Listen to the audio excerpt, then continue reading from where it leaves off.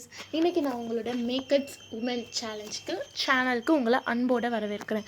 இன்றைக்கி நம்ம digital marketing அப்படின்ற ஒரு கான்செப்ட், இது ஒரு டெக்னாலஜி, இதை பற்றி இன்றைக்கி நம்ம ஒரு இன்ட்ரொடக்ஷனாக பார்க்க போகிறோம். ஸோ மார்க்கெட்டிங் அப்படின்னா என்னென்னு பார்த்தீங்கன்னா விளம்பரப்படுத்துறது தான். நம்ம ஒரு கம்பெனி வச்சுருக்கோம், அந்த கம்பெனியில் ப்ராடக்ட்ஸ் இருக்கும், சர்வீஸ் இருக்கும். அதை எப்படி மக்களுக்கு விளம்பரப்படுத்துகிறாங்க, அதை எப்படி தெரிய வைக்கிறாங்கன்னா, எப்படி பண்ணிட்டு இருந்தாங்கன்னா நோட்டீஸ் போடுறது, அதுக்கப்புறம் நியூஸ் பேப்பரில் உங்களுக்கு ஆட்ஸ் கொடுக்கறது, இதெல்லாம் பண்ணும்போதுட்டு அவங்களுடைய எல்லா டீட்டெயில்ஸும் அவங்களுக்கு கொண்டு போய் சேர்ந்தது, மக்களுக்கு தெரியப்படுத்தினாங்க, விளம்பரப்படுத்தினாங்க. அதுக்கப்புறம் இப்போது டிஜிட்டல் மார்க்கெட்டிங் அப்படின்ற கான்செப்ட் வந்துச்சு. இந்த டிஜிட்டல் மார்க்கெட்டிங் அப்படின்றது என்னென்னா, நம்மளோட பிஸ்னஸ் சிறுசாக இருந்தாலும் சரி, பெருசாக இருந்தாலும் சரி, அதை விளம்பரப்படுத்துவதற்கு டிஜிட்டல் மார்க்கெட்டிங் டெக்னாலஜி நமக்கு ரொம்ப ஹெல்ப் பண்ணிட்டு வருது. ஓகேவா? இத்தகைய டிஜிட்டல் மார்க்கெட்டிங்கில் நிறைய ஸ்ட்ராட்டஜி இருக்குது. இந்த ஸ்ட்ராட்டஜி வழியாக நாம் நமது ப்ராடக்ட் அண்ட் சர்வீசஸை விளம்பரப்படுத்தலாம். ஆன்லைன் வழியாக பல டிஜிட்டல் மார்க்கெட்டிங் அண்ட் எந்தவித செலவும் இல்லாமல் செய்து கொள்ளலாம். அதாவது நம்மளோட ப்ராடக்ட் அண்ட் சர்வீசஸை விளம்பரப்படுத்தி கொள்ளலாம். இதுக்கு நிறைய ஸ்ட்ராட்டஜிஸ் இருக்குது. என்னென்ன ஸ்ட்ராட்டஜிஸ்னு இப்போ நம்ம காண்போம். ஃபஸ்ட்டு எஸ்இஓனா சர்ச் என்ஜின் ஆப்டிமைசேஷன் அப்படின்றது பேர். நமக்கு எந்த தகவல்கள் வேண்டுமானாலும் பெரும்பாலும் கூகுள், யாஹூ, மொசில்லா ஃபயர்பாக்ஸ் போன்ற சர்ச் என்ஜின் மூலமாக தான் நம்ம தேடிக்கொள்கிறோம். அந்த சர்ச் இன்ஜினில் நம்மளோட வெப்சைட்டை ரேங்கிங் பண்ண வைக்கிறதா சர்ச் இன்ஜின் ஆப்டிமைசேஷன். இதை பற்றி நம்ம அப்புறம் பார்த்துட்டுருவோம். பின்னால் நம்ம இந்த வீடியோஸ் அப்லோட் பண்ணுவோம். ஓகேவா? அதுக்கப்புறம் search engine marketing is a fully paid marketing. இது ஒரு வகையான இன்டர்நெட் மார்க்கெட்டிங் அப்படின்னு சொல்லுவாங்க. Pay per click ads, CPC and CPM. For எக்ஸாம்பிளுக்கு Google AdWords, search analytics, web analytics, display அட்வர்டைசிங்னு நிறைய டெக்னாலஜிக்கல் டூல்ஸை யூஸ் செய்யலாம். இது எல்லாமே எஸ்இஎம்ன்றது full and full paid marketing. அதுக்கப்புறம் சோஷியல் மீடியா மார்க்கெட்டிங். இன்றைய நிலையில் பெரும்பாலான சோஷியல் மீடியாஸ் யூஸ் செய்து கொண்டிருக்கிறாங்க.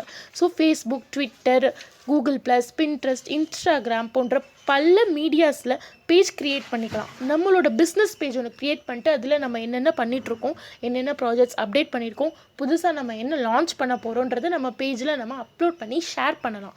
ஷேர் பண்ணுறதுனால நமக்கு வியூவர்ஸ் நிறைய கிடைக்கிறாங்க. ஸோ அது மூலியமாகவும் நம்ம விளம்பரப்படுத்தலாம்.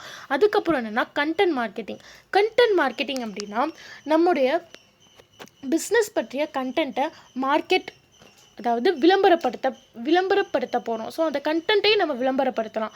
ஸோ சிறந்த கண்டென்ட் எழுதுறதுன்றது இந்த இடத்துல ரொம்ப இம்பார்ட்டன்ட். அடிக்கடி நம்ம கம்பெனியில் நடக்கிற அப்டேஷன்ஸ் அண்ட் ப்ராஜெக்ட் லான்ச்சிங், என்னென்ன ப்ராஜெக்ட்ஸ் முடித்தோம், போர்ட்ஃபோலியோ, இது எல்லாமே நம்ம ஒரு பிளாக் ரேட்டிங் அப்படின்ற ஒரு இதில் நம்ம அப்லோட் பண்ணலாம். நம்ம கம்பெனியோட லிங்க்ஸையும் நம்ம அதில் அப்லோட் பண்ணிக்கலாம். இந்த வீடியோஸ், இந்த பிளாக்ஸ், இந்த கண்டென்ட்ஸ் எல்லாத்தையும் நம்ம சோஷியல் மீடியா மார்க்கெட்டிங்ஸ்லையும் என்கேஜ் பண்ணலாம். ஃபேஸ்புக்கில் பேஜில் க்ரியேட் பண்ணி போடுறதுக்கு பப்ளிஷ் பண்ணலாம். அந்த மாதிரி இந்த கண்டென்ட் எல்லாத்துக்கும் யூஸ் ஆகுது. அதுக்கப்புறம் இமெயில் மார்க்கெட்டிங்.